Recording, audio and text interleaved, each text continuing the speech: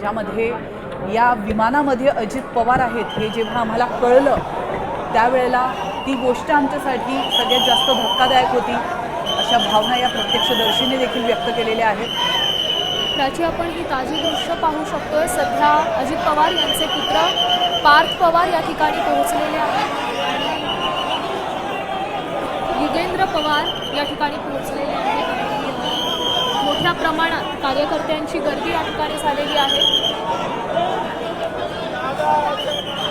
कार्यकर्त्यांना अश्रू अनावर झालेले आहेत। खरं तर पोलिसांचा फौजफाटा देखील सध्या बारामतीत दाखल झालेला आहे। थोड्या वेळापूर्वी शरद पवार, प्रतिभा पवार हे दोघेही तर आपण पोहोचले। या दृश्यांच्या माध्यमातून पाहू शकतो श्यामल अजित पवार यांचे पुत्र जय पवार या ठिकाणी दाखल झालेले आहेत। काहीच वेळापूर्वी पार्थ पवार त्यांच्या आई सुनेत्रा पवार आणि सुप्रिया सुळे यांना घेऊन बारामतीमध्ये दाखल झाले होते।